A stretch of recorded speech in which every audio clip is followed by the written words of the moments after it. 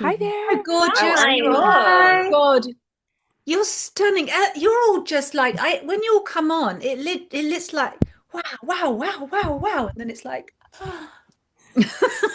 And you as Well, well. you're My not God. too bad yourself, Tara. not too Definitely. shabby. Polish up okay.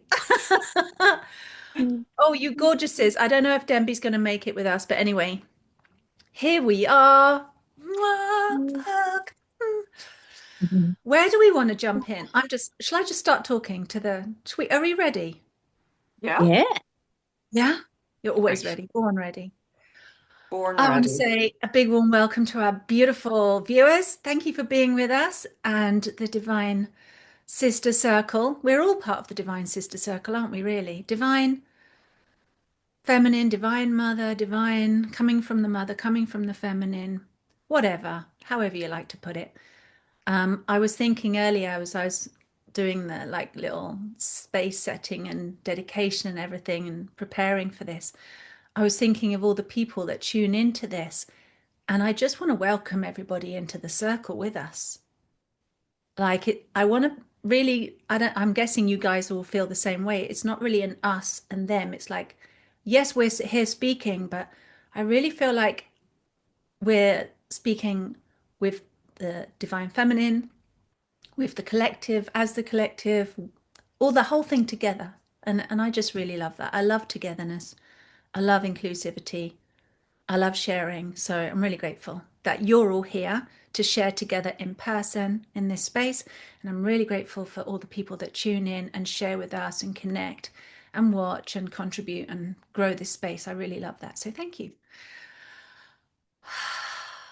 Where are we starting?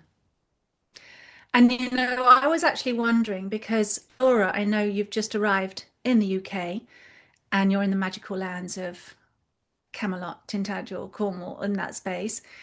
And I don't know if you all listen to astrology, but I'm really into astrology. And there's something happening in the next month that's really extraordinary, like really, really extraordinary. And I don't know if Laura, you want to speak about this roughly and what that means for us, what we may be experiencing, maybe what that means for the collective. And if that's a good way to start us off today and prepare people for what that is and what it means, or something else. So I'm just going to open it up and say thank you for being here.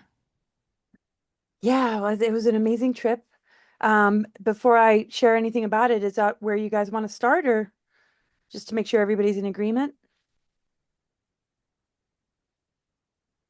Awesome. Okay. Yeah, so it was great because I grew up going there as a child, and um yeah, I really was amazed by the heat wave though, my gosh. Just really amazing, beautiful land. And of course, the Michael Mary lines. And I kind of frame everything around like sacred union, hierogamic union, as far as all the planetary alignments and what goals the greater planetary intelligence holds for us. It wants to repair its system. It wants to help us remember who we truly are and who our source parents are, Mother, Father, Christ, Sophia, which is our blueprint. That's what we've inherited. But we also have the overlays of the reversal grid technology and the programmings that have embedded themselves into our consciousness that impact our DNA due to epigenetics and that sort of premise of how, thoughts impact our DNA expression and our health and our creative output and how we flow with creative energy. So I think you're talking about Barbalt's basket. Yeah. Yeah. So this is a rare astrology configuration that people are calling the cosmic basket because of the way it is aligning and sort of like this basket cradle pattern. So Pluto in Aquarius, Neptune in Aries, Uranus in Gemini, and Jupiter in Leo, with Saturn also participating more loosely in Aries.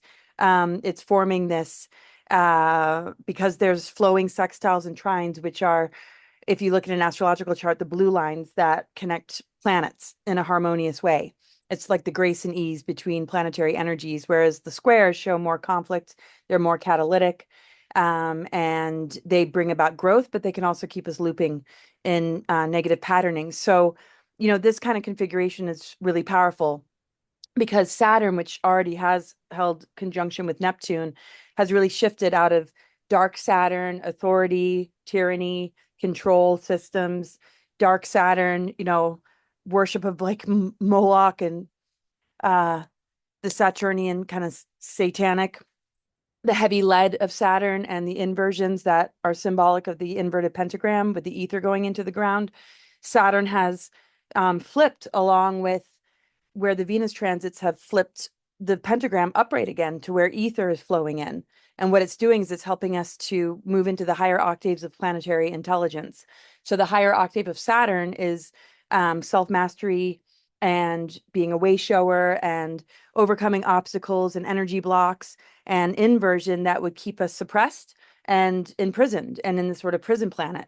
So when we move beyond that and realize it's up to us to release ourselves from social engineering and inversion, digression, uh, and recognizing it's because we've formed a dependency bond with a system that is rigged to keep us kind of locked into that, then we do hold mastery because that's where ascended mastery comes from, and overcoming all of this. So Saturn and Aries and Neptune and Aries becomes a very strong solar plexus expression and embodiment because Aries is ruled by Mars, solar plexus, ego, identity. Neptune takes it out of the compartmentalized ego, and Saturn gives it structure. So Saturn, instead of being a lid and container that blocks us from the multidimensional, it becomes a container to hold the multidimensional, and the seals and fences begin to dissolve, and the tree of life becomes restored. So Jupiter in Leo has a lot to do with, our creativity and the inner child and music and arts and children and recreation and divine innocence and the solar energies that, just give us a sense of strong vitality, or not just a sense, but we feel into that. Jupiter expands everything it touches. So that being a part of this configuration is going to amplify the Pluto, Neptune, and Aries, which are all in harmony with each other. And having all three outer planets in harmony with each other is major. And then you add Jupiter and Saturn to the mix. So all the personal planets that we hold and the way the personal planets are going to be interacting, where the sun is, where the moon is, where Mercury, Venus, and Mars are, um, will be, a more personal experience of what's already there to align with and be activated by. Um, so it's like the corrections are here. The ability to accelerate our growth is here. Everything, that holds this sort of tuning fork to move out of programmings and dependency bonds that siphon and harvest our energy is available for us to connect into, that really empowers the divine blueprint that already exists within. So we're at a phase of planetary ascension where the planetary alignments are showing completion. And of course, everything in the outer world, as far as where the deep state's at, wants to distract us away from that, wants to keep us from that, wants to, sort of hold this position of, without saying it directly, those aren't your true parents. Don't connect with Mother Earth. None of that's happening. Everything's over here. And so I'll kind of wrap it up here.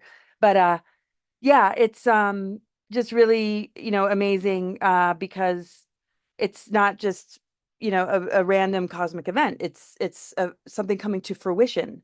And in that, major anchoring happens, major energetic circulation happens. It begins to really break down what's remaining with control systems and control grids. And it really is able to de-weaponize dark technology because we are the higher technology. So it's really available for us to be like, I'm ready to be embodied, but I have to get out of my own way and allow the cleansing and the purification to knock out any programmings, any compartmentalism within the ego, to really enjoy the fullness of this embodiment and how Saturn is able to anchor it as a law of structure and as a container instead of something that imprisons us and keeps us from um, the fullness of all that we came here to be. Yay! Yay. Yeah, I've heard, thank you, Laura. It's so epic because I've heard other astrologers talking about this being something that happens that can catalyze an entire movement, and that this event is like a new movement catalyzer. And I don't know if you agree with that, but I'm certainly, I was wondering about that and going, if that's true, and tapping into the tides and the energies and the the waves and the frequencies, and tuning in to what's happening in here in my body and listening. The message I keep getting again and again is just coming home, coming home, coming home, and not a home out here, but obviously the home in here. And is that movement that turning of the tide? And so what you've just said about the ending of those planetary cycles and the ending of the wrapping up that we've been through in the recent few months, and then this new catalyzing, this new energy, the reversal of the integrate, what did you call it, the inversion coming back, and just Right, like, yeah, like, exactly. So I could feel it, like the tide, instead of going out and our attention going out and our nervous system's going out and our energy going out and everything, we're basically sourcing, we are the source for other beings or an energy source, and sending our energy complying with that, or just acquiescing to that, or just not being aware of that, and then actually turning our awareness on so that we are consciously returning our energies to ourselves, and exactly like you said, embodying ourselves and coming home here, self-sourcing, instead of also us constantly look like this movie Disclosure we didn't talk about last time. It was, everyone was talking about a couple of weeks ago, that whole thing of like, still look outside of yourself, wait for something or even an extraterrestrial to come and rescue you from the crisis of humanity and the earth. And it's like even more distraction, even more of a lure outside and away from ourselves, rather than what we actually need to do, which is this. Yeah, my wish is that, my hope is that, that's what I feel is happening, is that movement to come back in, back to ourselves, source everything we need from within. We are the source for ourselves, the source of love, source of peace, source of energy, source of joy, source of everything that we need, the union within. And yeah, just complete our own cycle away from ourselves, back in, back home, and not, see the illusion for what it is. absolutely beautiful. Could I ask Laura maybe? So I've seen, I don't know the astrological mapping or how it's aligned at all, but when I read and when I tap in, I see things as within, so what's going on, and then I'm brought into the outer realms. And then, of course, the alignment with the planets comes in, but I don't have the knowledge or the wisdom to understand that. But I've been shown before, my guides have shown me this, what I would word recycling of souls, and we're all being farmed into this programming over and over. And it, like what you're saying, Laura, is like what I've been shown. It makes complete sense of how you're referring to this through the astrological, what's happening now. But I would love to know, do you know, Laura, if this has happened before? Like, the planetary alignments, has this ever happened before? Because sometimes we can learn a lot through history and what was happening, if this was in alignment for what was going on in the past before and what had happened. And maybe, when there's big revolutions and things happening globally in our world through history, there's been massive change. And if this has happened before, maybe we could learn something from it, or to what to expect is what's going to come as well. I just thought that might be interesting. Yeah, yeah, yeah. Well, it's definitely like this fire air dominance. And I mean, it really does represent a time of disclosure. Um, just it's like things are being forced into the open, and people are really beginning to feel more into resonance, and does it align versus it just being very heady, but not really engaging in for the nervous system or for the feeling of growth and ascension or expansion.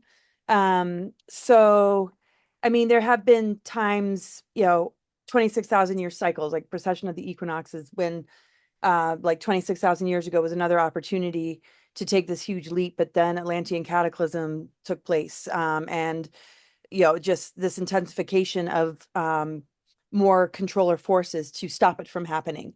That's why we see this showdown of forces happening, but we're all the wiser because so many of us have lived through those periods and know how to not repeat it. I feel like I know people say graduation, and for lack of a better word right now, I feel like it's a greater cycle for just being able to step over that threshold, because we've learned so much from the past of technological takeover or a covert group beginning to grow and just control humans and leverage their amnesia or their slow disconnect that was intentional from what's beyond, and we've accessed it within, and nobody can take that away from us now that we've accessed within what has maybe been sealed from us from without, because it is just as much in here as it is out there. So even the astrological alignments, they're all inside of us. They impact our organs, our nervous system, our brain to our feet, every aspect of who we are. Just like the creative imagination is vast and sort of beyond us, but it's also inside of us. It's what moves through our creative channels to manifest reality. And it's just a part of, the outer expression of our inner world. And so geoengineering is like an outer expression of a socially engineered world, and it's mirroring that level of control. So I feel all that, is breaking down. I'm not exactly sure at what point in history, so I can always come back around once other people share to that. But there have been, very similar, alignments, and not exactly all in the same, way. But, the outer planets all being in alignment, I think, are the most powerful. And it's been like this for a while. And last time, it wasn't that long ago, but the rest of it, like this cosmic basket, I think, this is one of the most pivotal, like most, like grand finale kind of energies of something really coming to fruition. I think all of us, a lot of people feel it, like maybe just one last cycle of massive dark night of the soul, and emerging from that and feeling like, all right, maybe that's not going to happen in the same way, being thrown down and having to get back up again. It's been constant. I feel like there's something more stabilizing about these energies that are going to carry us through. And it's just going to be about easier maintenance instead of like these huge plunges into just like the depth of energy work we've had to do in order to really be able to embody these energies without a lot of toxicity or mental intrusion or attack constantly coming at us. I feel like, we can't be penetrated or poked at. And it's like our spiritual immune system is now at a point where it just, now it's like smooth sailing moving forward. And that's why there's such a strong bifurcation of those that are like, didn't do the work. They're still in negative ego. It's going to be very, very hard for them to step into that. Anyway, I don't want to share too much and take people's time away, but I don't even know if that made sense, but I hope it did. No, it did make sense. And for me, like the solstice, I don't know how you ladies have been feeling over the solstice we've just passed. I find incredibly, but like we were saying, Laura, like purifying, like the light always casts onto the shadow and the darkness within. And there was old stuff for me coming up that I thought was long gone. It was in hibernation. It wasn't completely processed through me. But I did feel this time I moved through it really quickly. Didn't have the impact it would have had when you're readdressing traumatic stuff from the past. It was quicker and I was able to process it and then move on. So that makes complete sense when you're saying that as well. Thanks, Laura. Oh, cool. Yeah, thanks. Yeah. Yeah, I just want to say, Jumping even if anyone. one doesn't understand the astrology, when you're conscious and mindful, you're experiencing it. This only is just explaining what already is, but it doesn't need to be seen through that lens. As long as a person's, clear of the programming and aware of the growth periods and the need for the purification and need for the self-reflection and need for whatever it takes to maintain balance and authenticity. It's just like, the planets are going to show just somebody totally in alignment and in that flow. Sometimes it can get a person in their head too much and they can lose the flow, to overly get into all that. And it's not necessary for everyone. Love those shares. Thank you, loves. I'm going to jump in and piggyback on what Laura has shared, and Mairead as well, and Tara to an extent. Not knowing much about astrology, but understanding and seeing energy as it's coming in. And I mentioned this the last time we talked, that there's this huge wave over the next June, July, August, September. And this frequency wave is it's new. It's not ever been here before, this wave. And it's like a plasma spiral working in our blueprints. That's how I've kind of seen it today. And it is as if we've had a 3/4 degree turn in our blueprints. And it feels like perhaps that's what Mairead experienced in the solstice. It's like a shift. It's like I hear the clanks when I was looking at blueprints. It's like clunk. And this blueprint shift within us is being reflected back as well into the collective. It's being reflected back into the planetary grid systems. Everything is moving with this wave. And I'm assuming this wave is obviously linked into the astrology stuff, right? That I see this huge frequency of wave coming in, and it's going to keep coming. So it's like we've just had one kind of crash the surface onto the sands, and it's like, as we're inhaling and bringing ourselves back home, as Tara said, right now, and then it's going to come again. We're going to experience these type of surfing, like we're going to be surfing that with our awarenesses, with our heart. A lot happening in the electric element. And that for me keeps showing up as plasma aether. So if we're looking at elements, the aether element is on this wave. And the aether is speaking to us, at least me right now, quite loudly. Laura mentioned it a few weeks ago as well. Quintessence used different words. Again, plasmic light, aether. And today it was showing it is working in the blueprint as part of this spiral. And it's moving through our circuitry systems. So Tara talked about the nervous systems like coming back in, coming home. And that is exactly what it is doing. It is reframing and reworking how we operate at an electrical nervous system way. And as it moves through the nervous system, it is moving through our fascia. And as it's moving through the fascia, which contains water, water is the other element in the physical body that the aether is maneuvering with and working with jointly right now. And when I say water, it's the charged water, EZ water, if you will, that is running as part of the nervous system in our fascia. The reason I'm talking about that is because there's a link into the brain circuitry systems. And that is the expansion of consciousness that is happening right now. And I spoke about the microtubules. I was being shown at a quantum level how now the plasmic essence, which is aether again, another form of that, is expanding in the microtubules, expanding our consciousness. That in turn is working in the spine, and it is moving into every single cell DNA in our physical bodies. The reason I'm kind of laying it out this way is that as these waves are moving through over the next couple of months, a lot of physical SH1T is going to come to the surface. And that's the easiest way to kind of say that. And if the consciousness is being reworked, which is like a vast rewiring system, and when I say that the blueprints are kind of clanking like 3/4-degree turns, that is our patterns, our belief systems, our identities, our egos, if you will, aspects of ourselves that we believe are true. It's linked into the bloodlines because it is traveling through our blueprint. It's going through all of the bloodlines as well. And to bring it back to what Laura was talking about as well around the astrology, contracts are beginning to come louder. Our contracts are entering because of this light coming in, because of this force moving in the quantum field and that entanglement aspect that we have. We're going to be seeing a lot of doors starting to close on things that we didn't realize were even open. Things that were running us silently in the background. And I've personally noticed this again since the solstice, like, holy crap, I didn't realize that was part of my identity. What the absolute frig. Particularly showing up in my relationships, how I relate to others and how they relate to me. And the silent, and this is how I'm kind of putting this, the silent misalignments that we do. And what I mean by that is finding our voice is more prominent than ever. What's our yes? What's our no? What is light? What is heavy? What is from fear? What is from love? And having the absolute compassion. And Tara, you sent me a note yesterday or today, I can't even remember, where you said empathy and compassion for yourself is so important right now.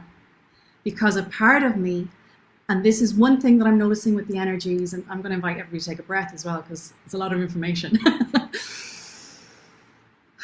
We might find ourselves in opposites right now, two opposites, as if two truths are concurrent. And those two truths that are concurrent right now are part of the blueprint showing up, part of our untruth and truth.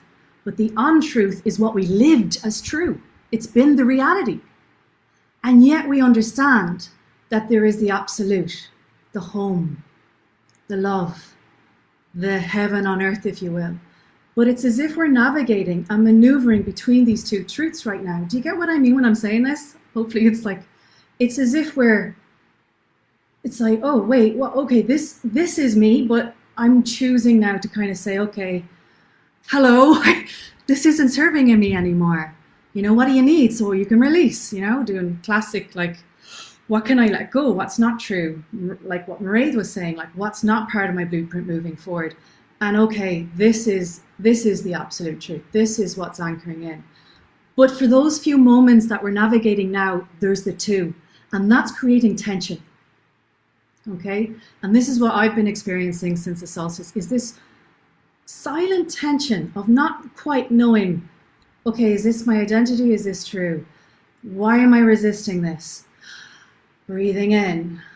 Cellularly, what's this feeling? Emotionally, what is this thought? It's like I'm maneuvering through, and I'm just being asked to be present with both until the energy shifts as I bring it presence, and not to resist it, because I started a little fight. I started a little resistance between these two truths.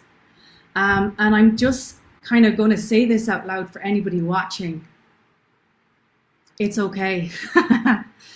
It's okay if you are navigating two truths right now. And if you are navigating, because those two truths, those two opposites, those tensions are actually timelines as well. And it may feel like sometimes one foot is still in that inversion timeline that Laura mentioned, right? You can call it the 3D, the matrix, the overlay, the false force field, whatever word you want to use there. And your original source timeline, right? The one that is completely in alignment. And the discovery of that alignment, and I'm going to just say thank you, Tara. Again, I'm going to say it to Tara because Tara has given tools that I use a lot, which are I Love You Me. I talked about her book earlier today on a live I did as well. Not to plug you, but I am going to plug you. I Love You Me, Tara Love Perry. Check out the book because it will help you navigate these two truths that I'm speaking of right now. It's just a tool. It brings us into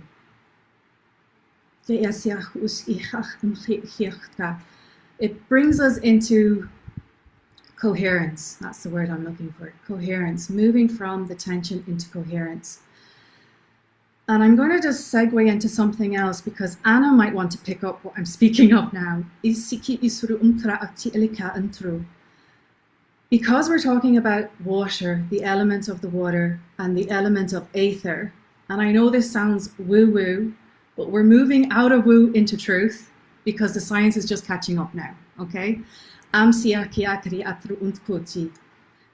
the electrical charge that is happening within our bodies, and people are going to have, and I've talked to people during the week, some physical symptoms are going to be showing up for people, and it's just really a passing through. It's a movement through. It's a movement out.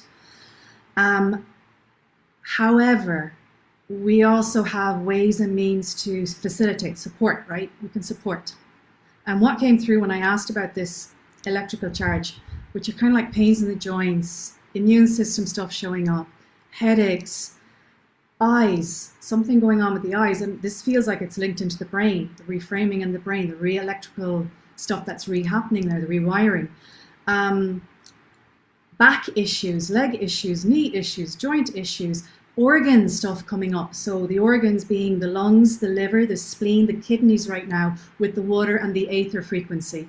Laura also mentioned, I think, fire and air as part of the elements working as well.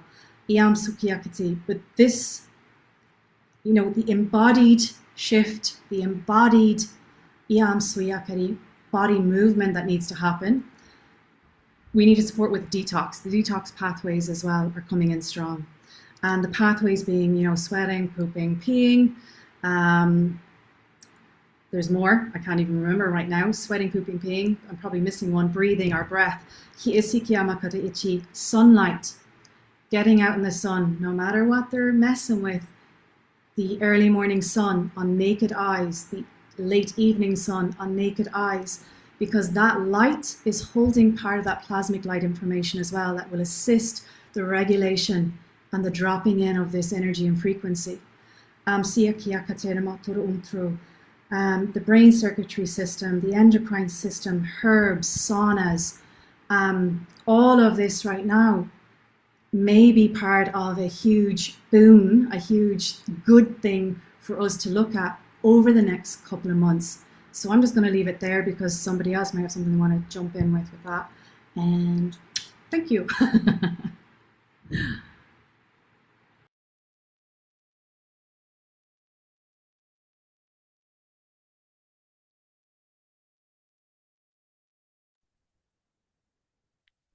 Who's inspired from that? Who wants to jump in? I could have a little something to say. First of all, I'm not feeling the best today, ladies. So I've got a bit of a cold. So my brain is not as good as it normally is. I went away on a holiday with the kids and just ate too much bad food. But it's lovely to be here with you all. I'm always constantly learning when I listen to you all speak. It's very, yeah, very profound. I loved what you were talking about, then, Mary, because yeah, it's funny. I've had so many years of like being obsessed with health because when you come from a life where you don't have it, you try all these different things. And what I've realized in the last month, or sort of more like 6 weeks, is yeah, getting the basics right is just so key. And what you were mentioning before about the light, getting it in your eyes and on your body, and getting water right as well. And I started drinking hydrogen water about, yeah, 6 weeks ago.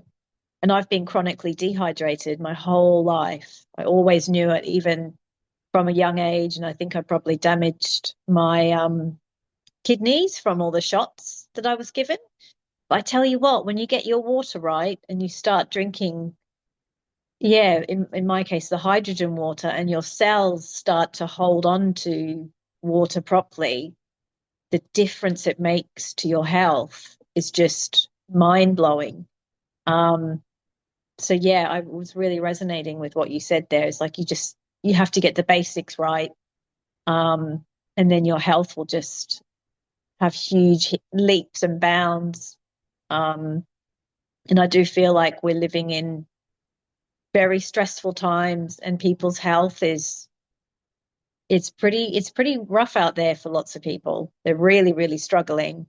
And we're being bombarded with so many different things. If Chrissy was here, she'd probably talk about the nanoparticles that's in the sky. And I think with food as well, the graphene oxide, and then the spike protein issues that seems to be plaguing a lot of people, even if you haven't had the shots. Um, so yeah, it's the health part is just key, I think, because when you feel better, then you think better and you can just cope with what's going on. You know, Anna, I saw just, you know, when you catch things on social media really quick and you're not really paying Mhm. attention. I saw this thing today that said something like, and I don't remember the exact numbers, I'm terrible at remembering the exact details, but it was something like they've now discovered that wearing sunscreen actually increases the rates of skin cancer. And more, Yeah, there's yeah. way more people get it. I mean, we know this. Well, some Hmm. people know this. I've known this, I think, Yeah, forever. 20 years. I don't think I've Yeah, ever used proper sunscreen my entire life. But basically, it's now, oh, they've now got reports, they've now got statistics and numbers to say that the amount of people with skin cancer are those using sunscreens, and those that don't use it are significantly, like 6 times or 8 times or something low. lower. Yeah, yeah, yeah, yeah. And it, I only really discovered that probably, well, when I did sort of research on my book, and I grew up with a dad who was a doctor, and a dermatologist was one of his sort of specialities. So we were always slathered in sun cream. Like, and in Australia, they have this slogan called "No hat, no play" at school. So, I mean, wearing a hat's fine, but it meant, sunscreen as well. So I've had so much put on my skin. And it's like when you start to look into this subject, first of all, the smell of them should give you an idea that that stuff is toxic. And then you're obviously putting it on most of your body. And then you go out in the sun And it's like you're basting yourself like you baste a turkey with all these toxic chemicals. And no wonder there's a cancer link, and I'm just so glad that it's finally hitting the mainstream. But again, it's so sad, isn't it, that we've been brought, up in a world where we thought we could trust doctors, we thought we could trust, everyone, the government. And then when you realize, actually, usually what they say, it's the opposite is true, is just shocking to me. Yeah, I think a lot of people are going through that. It's like one of those movies where you realize at the end, like the inversion, everything, all your heroes are in fact the bad guys. Yes, exactly. It is Yeah. shocking, and it is. And Yeah. that's coming back to the nervous system. That's why it's so important. Well, I totally hear what you're saying, Mary, and I've been watching these things for a while as well, and everything that you said, I'm like, hasn't that been happening for a long time on various different levels? And yet it always feels like it's new at the same time, like, oh, there's this new energy and new wave. And yet, like, I wonder how long that's actually been happening, but always tweaked, or the dial's tweaked up a little bit, or there's something else that we're noticing, like we're becoming more aware, more conscious of what's actually happening, and strengthening our body, strengthening our nervous systems to be a conduit for all of this energy. We're the channels of all of it in a way, or the instruments rather of the energies, and everything getting more and more heightened. So yeah, absolutely, it's going to chuck out of our bodies and our minds and our souls and our everything, all of the stuff that just does not resonate. It just it makes us dysfunctional as the beings that we're designed to be, chucking out all the old rubbish. And yeah, letting it go with grace and gratitude and say, thank you that this is all coming out of my system, and returning to that origin, returning to the truth of ourselves. And yeah, there's healing crises going on everywhere. And can we be gentle? Can we be compassionate? Can we be kind? Can we empathize with ourselves? Give ourselves that nurturing, that comfort and the sweetness and the kindness, and just nurse ourselves through it, knowing that it's going to pass. And it's all for a reason. So it makes total sense to me. Thank you for sharing that. I'd love to pop in, not just to take up more time, but because I think we're right at this time where this is being disclosed right now about the sunscreens. And it's something I recently found out in the last couple of years. Tara, you were saying it already, but it took me a while to believe you. Seriously, because of the programming and because of experience. So to anybody out there that's hearing this or even reading it, and you're just like, I can't go outside without sun cream, because that's what I had a belief of. And the reason is I'm Irish and my skin was this color. Tara probably met me when I was this color. And you'd see the blue of my veins underneath. I would burn within minutes with sun cream, with factor 50. I never went out anything less than factor 50 for years. And I would burn and I would have discomfort and pain even after a few minutes. And the reason is I had a sun sensitivity, which was inflammation in the body. This is going back to my 20s, my teen years. I had so little light that my body wasn't able to receive it correctly. And I would wear sunglasses in the light, which is going to make you burn. And people don't realize that.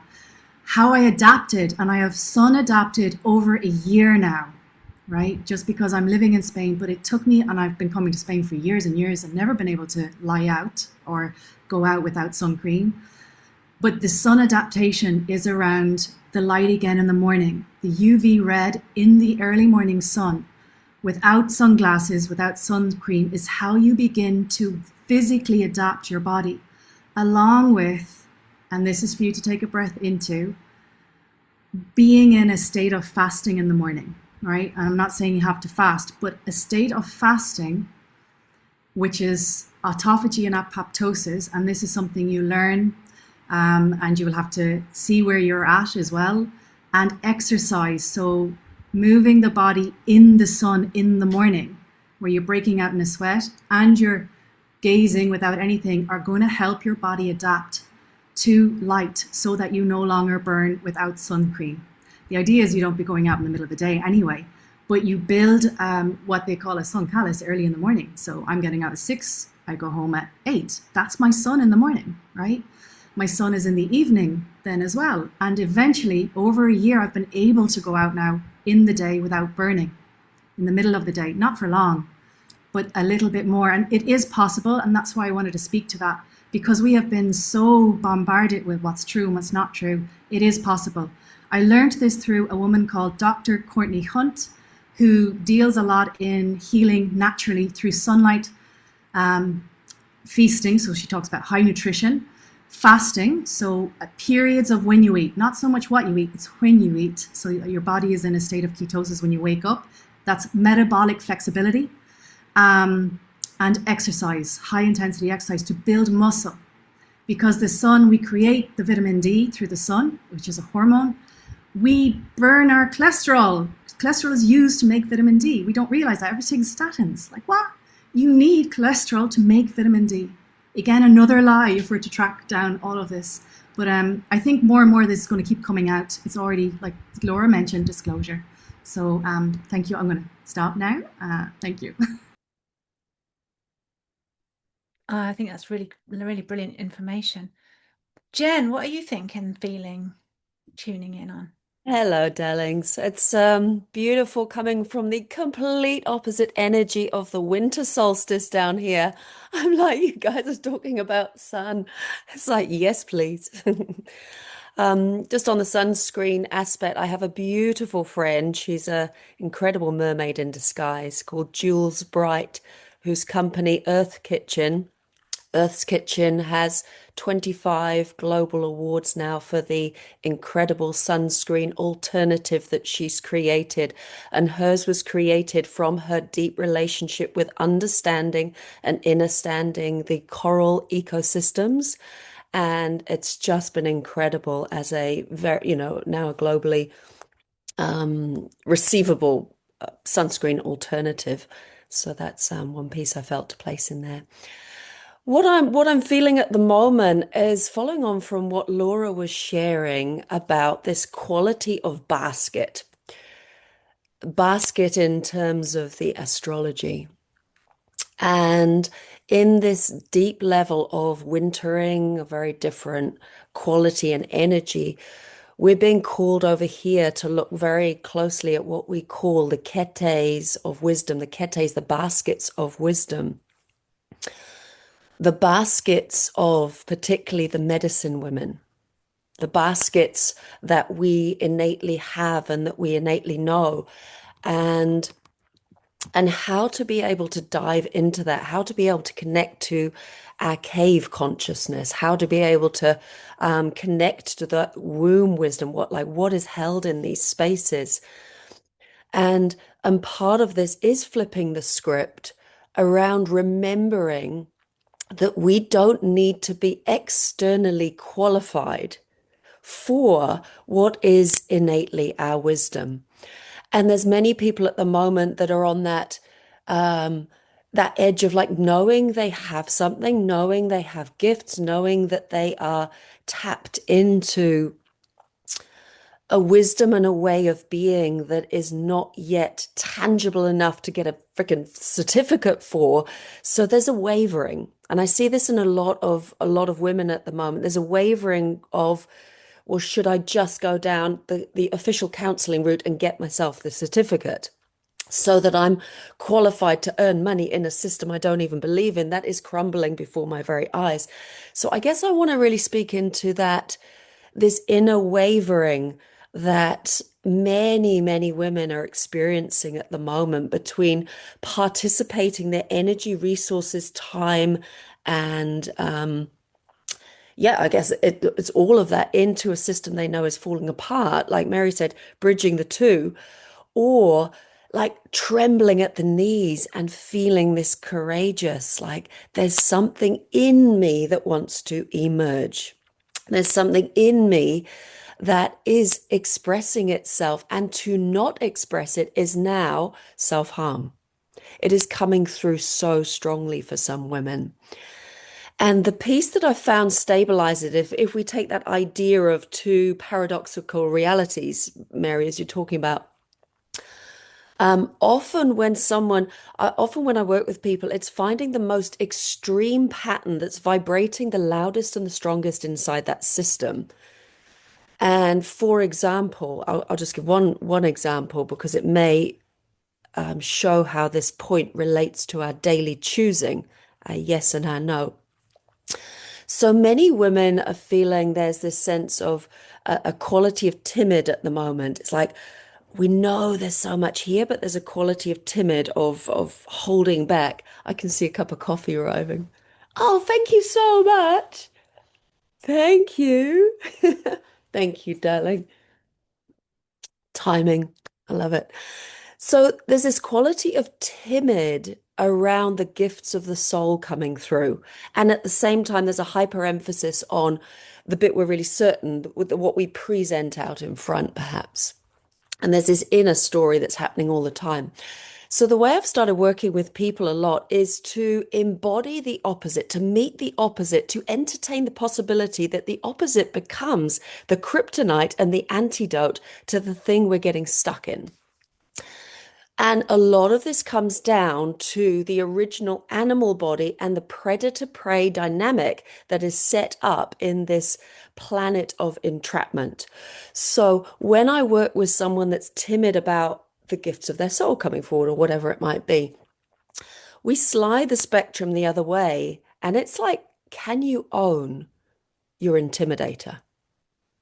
Can you own the part that vibrates so powerfully that anybody around you can start to feel that this penetrative quality that emanates from your being cannot be messed with? So it becomes like an inner protection, an inner assertiveness, an inner pressing out of a new reality from the inside out. So this quality of timid and intimidator, it doesn't mean the person has to go from very unsure to intimidating anybody out there. It is simply the counterweight and the counterbalance to be able to balance physical energies inside self. And it's been amazing how this has been working. And it's often the part, it relates a lot to inner child work and inner child programming, the part that that person maybe never was allowed to embody within the house because one parent or one caregiver was embodying that part in its shadow form, in its unhealthy form, in the form that was disconnected to the heart. So a person may have drawn themselves away from, I don't want to be that. I don't want to have that. Yet at the same time, it can be the deep balancing inside.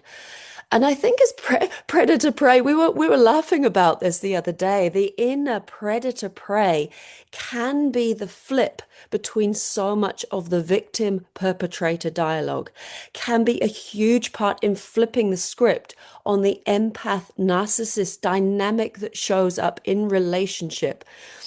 And bear with me on this because it's a very sensitive topic, right? So for me, narcissism and empath are exactly the same strand of energy at their extremes flipped. So we all understand, we all know that narcissistic trait is like everything is about me. Everything's about me. Nothing else exists. I'm the center of the world. The empath is nothing's about me. Everything's about everybody else. So it enables that dynamic. So when we start to stretch these lines of energy, which are in the fascial web, the story of the waters of our body, we can start to neutralize and bring to balance an extreme polarity. And this plays out in the planets. This plays out with aspects of the planets that show us more of our light and our feminine. And how the equal and opposite of that is the dark, I mean density, I don't mean evil, the dark masculine. And where the love of power has been stronger dynamics inside us as well, than the power of love. So these strands, actually working them through, is powerful. The predator-prey dynamic inside us, like, what is that story? How do we come to liberate by claiming a part that is incredibly powerful and strong, but bringing it through the heart, like running it through the heart, not running it through a place where it needs to harm or power over another, but to simply balance these deep, profound, archetypal energies. A friend of mine said the other day, she said, Jen, have you ever tried playing patriarchal chicken? I'm like, what the heck is patriarchal chicken? Have you heard of it? Can I share it? Super quick. Try this. Try this. Anyone listening to this, try this. It is freaking awesome. So, patriarchal chicken is how men and women relate. If I'm walking down the street, thousands of years of my programming means I sidestep around a man. Patriarchal chicken is where you keep walking forwards towards a man and you see what happens. Holy moly, sisters, it's nuts. It's like, it's freaking nuts what happens. And not only does something shift in all levels, it completely unravels a patriarchal stance of entitlement that may be running inside that dear brother that he doesn't even know is running. And, I've done it before where we've actually hit. And there's been an incredible dialogue because it's like, oh, I'm intrigued about this because I'm playing patriarchal chicken. And he'd be like, well, what's patriarchal chicken? And and then there's a dialogue. I shared this with my husband Dan, and he actually, with a room of 28 women, he said, please, can all you guys walk towards me and nobody get out my way so I can experience what life has been like on the inside of your bodies and how you've had to dodge and dance around the dominant paradigm that plays out in every single movement. So I'd recommend a dose of patriarchal chicken. And for me, with what's coming is can we find creative ways to interrupt the pattern? Can we find creative ways to kind of like glitch the matrix where new dialogues are possible? And can it be done with fun and humor and humanness and humility? That can be life-changing for people. So yeah, the predator-prey dynamic, I'm really playing with this at the moment. I'm really yeah, flipping the script, and it's been a lot of fun. It's a wild ride, and yeah, thank you so much for listening, sisters. Go play patriarchal chicken. It changes things. Actually did that on a train with the guy the other day. Yeah. And I also wait for them just to open the doors as well. I'll just stand there waiting for them to open it and let me through first and stuff like that. So yes. I just love that though. That was just so great because it is how these inversions get flipped and the integration of polarity and like you said, stretching it out and it's just really, really well put and just beautiful.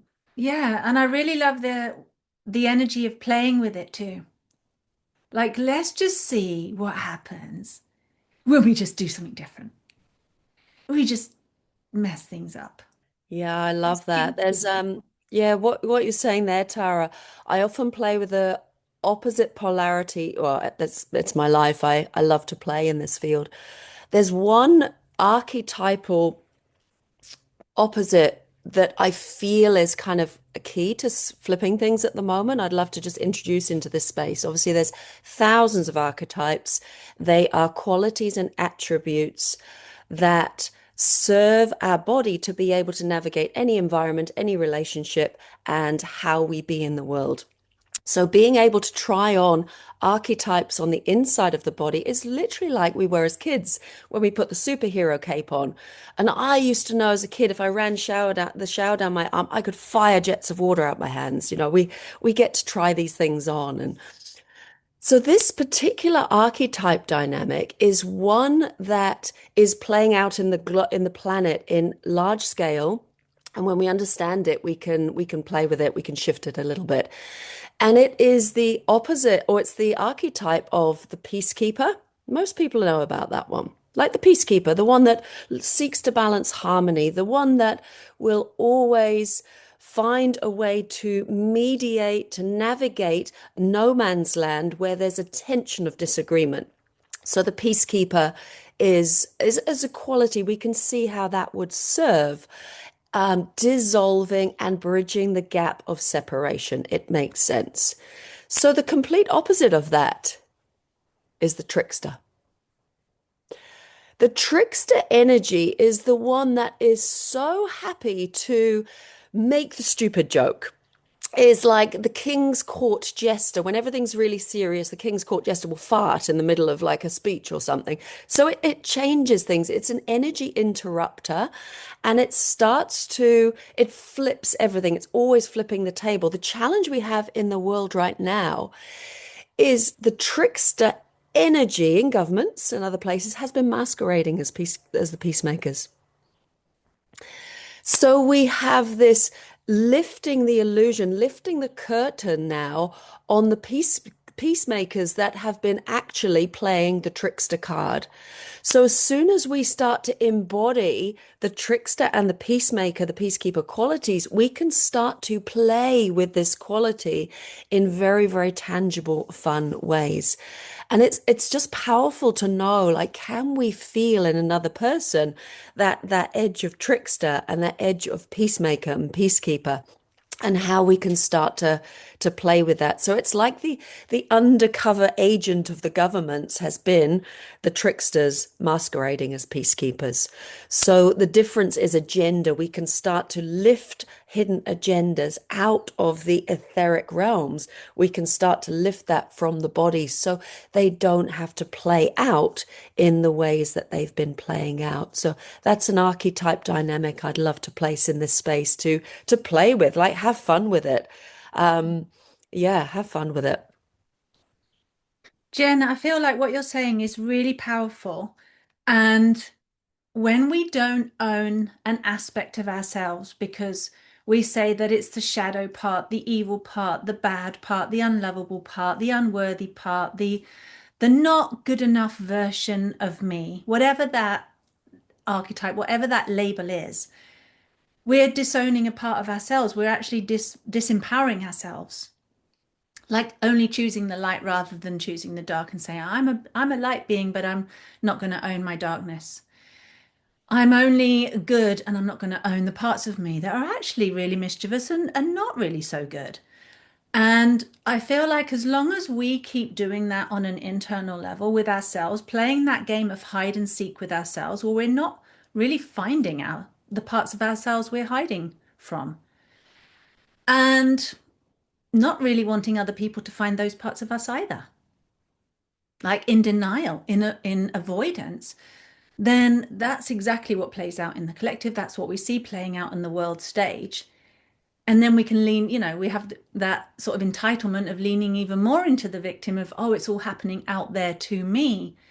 But the moment that we actually claim both sides of the spectrum and say this whole string on both ends is all me, and I can play or identify with any of these parts on that spectrum. And I've been playing a lot recently with the ADHD spectrum. I found out yesterday I did an ADHD test just for laughs, just to see, and no disrespect to anybody else, with ADHD. And I was like 81% and it said severe. And I just thought that's,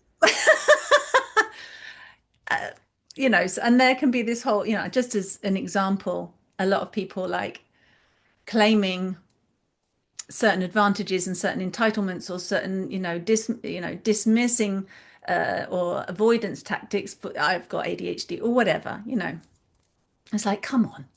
Whatever we identify with, we're going to claim as true, but we're actually the whole spectrum.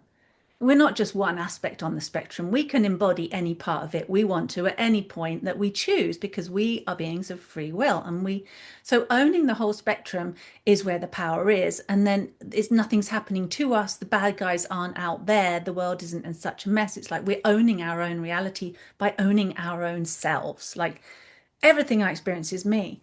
And so when I was in a very toxic, very narcissistic relationship, and I was definitely being that empath who was feeling everybody else and used to putting everybody else first. And also, you know, not just lying down and taking it, but also putting up, you know, I want to say a bit of a fight with that. But I would also, yeah, just feel the victim of this whole thing in this relationship. And what I learned from it, it took a while. It took 12 years in and out of this relationship for me to really get it so I could have closure, was that everything is that dynamic of equal and opposite, like yin and yang, black and white.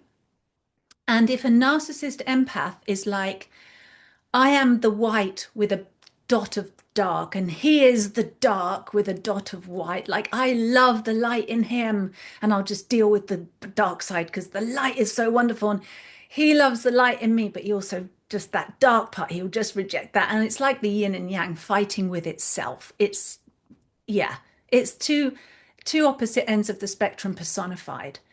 And so this is how I relate to twin flames, because that's exactly what I feel it is. It's like you're the yin and the yang, they're the equal and opposite of each other. And so I really wanted to, leaning into trying to be in this relationship and have it last as a functional relationship wasn't working. So I needed to leave. And I found it really, really hard to leave. And I would kept pointing back again because I needed to own that everything I saw in him and everything I experienced in him was in me, and trace it back. And I did this very long, deep, dark search and really looked at my ancestral lineages inside my deep, dark, icky roots, the psychology of where I came from, what's hidden in me, what was, you know, yeah, like the really icky, nasty things. And once I, bit by bit, started to just say, okay, what I'm seeing in you, this is me. I'm going to go and meet it. I'm going to go and see it, feel it, taste it, touch it, be with it, voice it, get it out, have empathy, love, and compassion for this part of myself, not vilify it, but lean into it with love and say, okay, yes, you're like this, and I love you, and please forgive me that this has been hurting you, and you know, you've been avoiding it and running away, and then just lean into it and love it. It's like it undoes the spell of separation. It undoes the spell of the illusion. It undoes the spell of being the white or the black or the right or the wrong. And it just dispels the whole thing. So it's none of it. It's all of it. It's all love, basically. It stops being in that tension, that camp of this reality and that reality, and the predator versus the prey and the victim versus the perpetrator. And it just dissolves the whole thing. And it just brings that whole strand into a vibration of love. And that's how I reclaimed it. And I managed to feel it in such a way, like that quantum entanglement just undid. And I was no longer in that eternity loop with this person, which I felt like would go on for more and more lifetimes, until I understood that it's not about separation. You can't cut cords like that. You can't cut energy. It's about owning your shit, owning the stuff you don't want to face, and just loving it and integrating it. And then that freedom happened. And I no longer have to, experience that relationship. It just unraveled very quickly, very, very easily. It was like gone, done. And that was a really powerful lesson. And so if that's true for me, then could that be true for everybody? And can we undo our quantum entanglements and our false identities and all of the things that we like to abandon within ourselves and project externally as somebody else's issue, like the politicians you were talking about, like they're the bad guys and I'm the innocent victim, or, whatever, and just go, oh, hold on, what about that aspect in me? What about the part of me, even if it's really small and buried deep? What if there's a part of me that I'm ignoring that I can actually embrace in myself and transform? Therefore, it has no more power outside of me.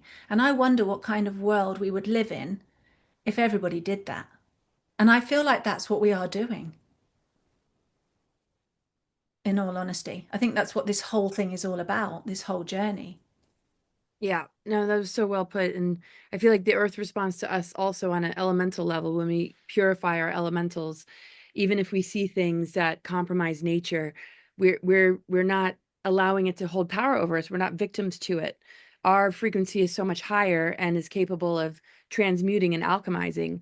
And also, like you're saying, with like government or something outside of us, and like you referred to the relationship and how it kind of undid itself because the energetic cord or the feeding or attachment or, you know, power plays, whether one was coming from a place of empathicness or narcissism, began to dissolve. That there was no way to have that plug in anymore.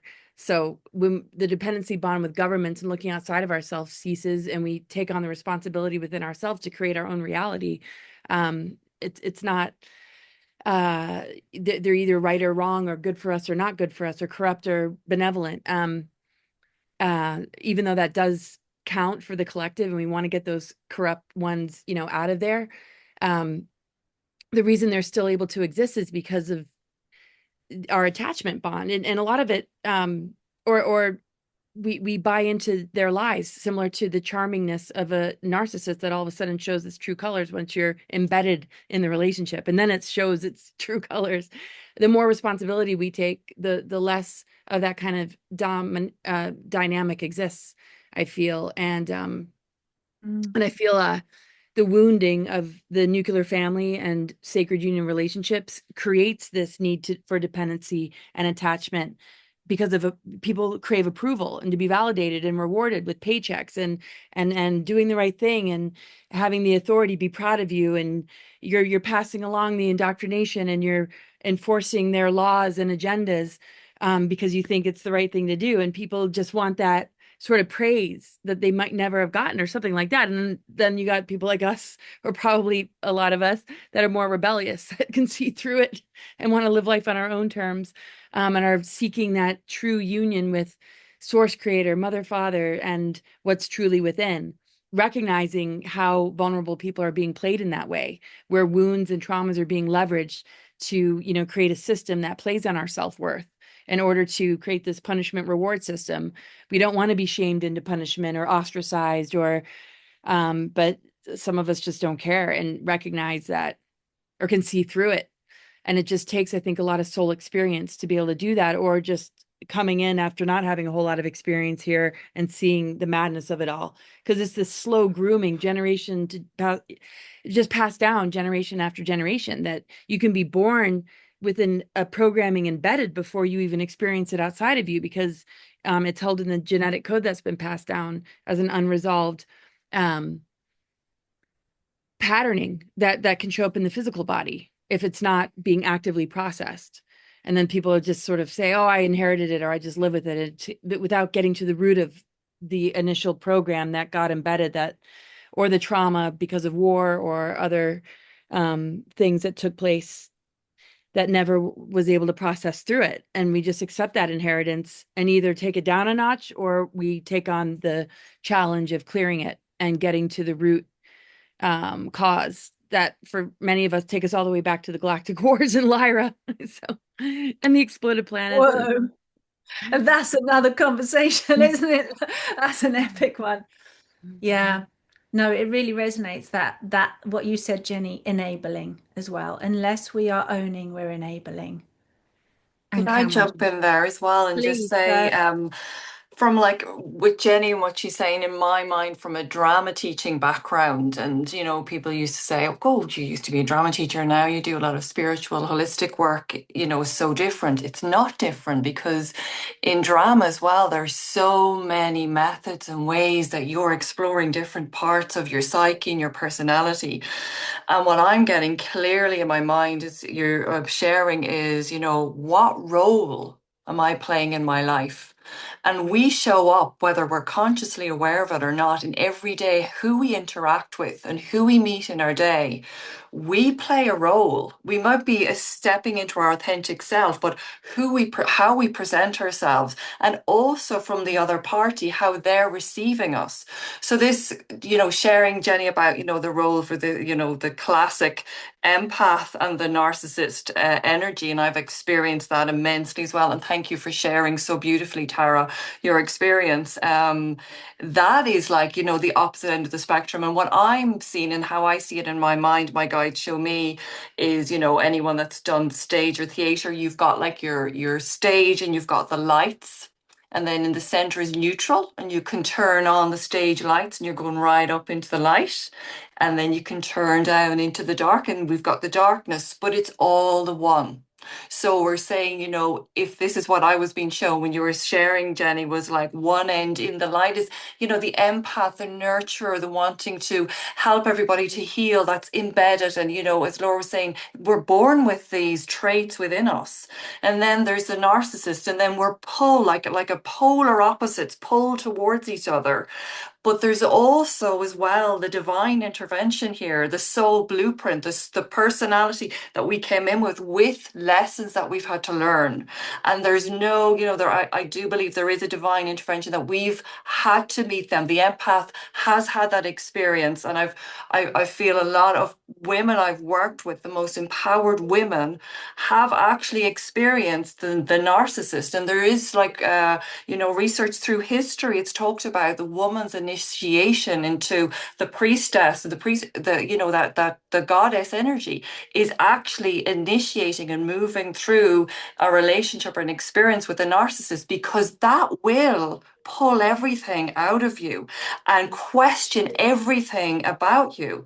And that, when you can move through that and actually release that person, because there's no question there was no lack of love there, but you've poured everything and anything into that person and it still wasn't enough. That's when it comes back to you. And then you're able to break free and know that the love that you have within yourself. So even though it may have, and I wish I'd never experienced it in this lifetime, but it has brought me back into being more resilient, a very strong, empowered woman. As I've met incredible women, and Tara, you're sharing as well. Like there's initiations here, but it's also to what role am I playing? And as I'm moving on my journey, and I'm learning to let go, learning to embody and hold the shadow within me, embody that, see what it is, and not be afraid to go there. My role is changing in who I am and the role I'm playing for myself, first and foremost. How am I showing up? I'm being more authentic. I'm being vocal, more confident in myself, but also in other people as well, how they see me. So there's different dynamics in the roles around that. And I've never heard that before, Jenny, the way you've explored this with the predator and the prey. But a big thing for me was the victim. Like, we all can get stuck in that victim mentality. And when you're embedded in that victim mentality, you are the prey. There has been a predator outside that has done something to you. I'm vulnerable. So when you're a victim, you're helpless. You're not becoming empowered. You're not able to heal from your wounds because you're blaming. This person has done that to me. It's because of this, and this that's happened in my life. And we stay embedded and stuck in that, and we never heal. So that option of exploring around both dynamics is very powerful, because it steps you out of that, and you're not stuck in it. You're not on the cycle, and you're not regurgitating and recycling the same storylines. You're not playing in the same role, and you're not going to call back the same partner with a different character, but it's the same energy. And you see that through history, patterns repeating itself through the mother, through the father bloodlines, the same thing coming up, the same thing with addictions, with relationships. That's where the healing is, when you're addressing that completely. It's very, very empowering. But I just thought it was interesting with the drama background, that kind of, when I came back in to do this work 10 years ago, I'm just really interested how that roles was played as well. And we do really play out roles so differently in our world, but it's changing as I'm moving on my spiritual journey. The role I'm playing for myself is changing, but so are the characters outside that are coming into alignment. I hear you. And you know what I would love, and maybe this is a conversation for next time. I'd love to hear how each of you women are going through those changes. What has changed through these initiations that we've all been through? And I think we've all been through those initiations, and I think a lot of the people that are connecting out there and listening have been through those initiations as well. And like you were saying, Mary, like from that old to the new, and the alignment, the astrology, everything that's happening, because I'm feeling that too. And I would love if maybe we can come back and maybe discuss personally what we're actually experiencing, because I'd love to hear your stories and what's changing. personally. I'd love to hear that, maybe. Right, is there any Absolutely. final words? Because I feel like we've actually been on for quite a while. It'd be lovely to wrap up now, but any final words from any of you, gorgeous goddesses? Well, I think the integration of polarity in that inner relationship to reconcile that inner war, because really we can only win it from within, is what breaks the seals and fences that have kept us from the dormant DNA that, when activated, holds the hierogamic union of the Christ Sophia. It's this imbalance and this, you know, something having power over an aspect of us that is in vulnerability or just wants to love or just want.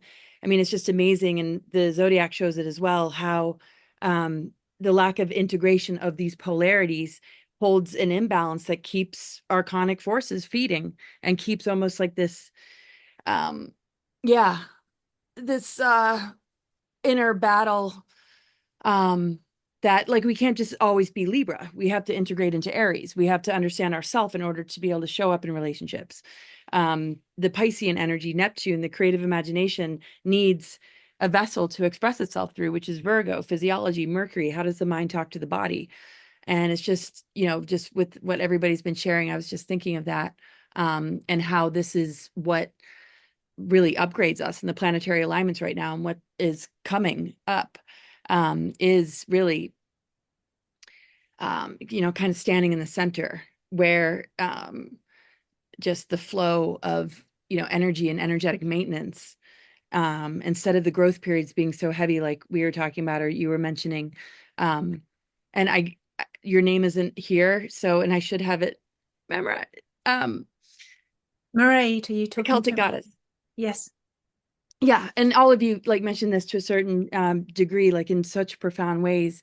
It's yeah, the laws of alchemy, you know, are really where this integration of polarity meets, you know, conception for a new expression of self to emerge.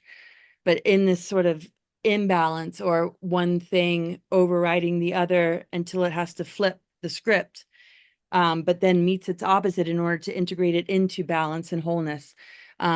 It's an incredible process to move through these initiations through seeing such an imbalanced mirror that doesn't feel like us. It feels like the opposite of us, but it invites us to, you know, bring something forward that actually heals that narcissist to like be in the compassion without it being outside of the self, but something inward where it no longer has power over you, but you're inviting it to balance out with the waters and the love that maybe it never got. And that, you know, reflects back where it can't feed on you anymore because you've now sought the victory from within. You know what I mean? And I feel that that's what's happening in the system. That's what's happening on the planet with these, you know, darker beings and vampiric energies, because humans that are narcissists are basically energy vampires. They've cut themselves off and need to feed and take in order to feel powerful. So anyway, I could go on, but I just really loved what everybody shared. And it's just like amazing to be in these times where it's not so much about the planetary repair work. It's like the planet has gotten to a point where it really is holding what humans are beginning to recognize is existing, you know, within. And as long as we can continue to be conduits and hold that flow of energy, we're on that trajectory, and we never lose it. We only get distracted from it. Yes. Yes. Thank you, Laura. Yeah. Well, thank you for such a wonderful time here with all of you. Oh, it's magic. Anyone else? I love that. I love that. Any other wise words to wrap up, ladies? I'm not very good with wise words, especially Doesn't with all you that lovely ladies. I don't know. Yeah, I didn't sleep very well last night, so my brain is definitely not the best it can be, I'm afraid. It's all right. It's lovely to have you here with us anyway. We love you. Oh, pleasure. Oh, pleasure. Love you too. Mm. Well, we'll see you next time. So it's in 2 weeks, right? Yeah, in a couple of weeks, again, the new moon. So yeah. Okay. All right. Beautiful. Love, Oh, that'll be love the great. narcissist, then everybody. Love the bad guys, good again. Like, I'm going to that my bit takeaway. I just want to say right at the end here to wrap this up is what you said, Mary, about is I think it was you said, Mary, the love of power has been controlling everything for a very long time. So we just love the power of love, have the power of love, and to rebalance that out. And with that, we can overcome everything. That was Jenny. I agree, though. Was it you, Jenny?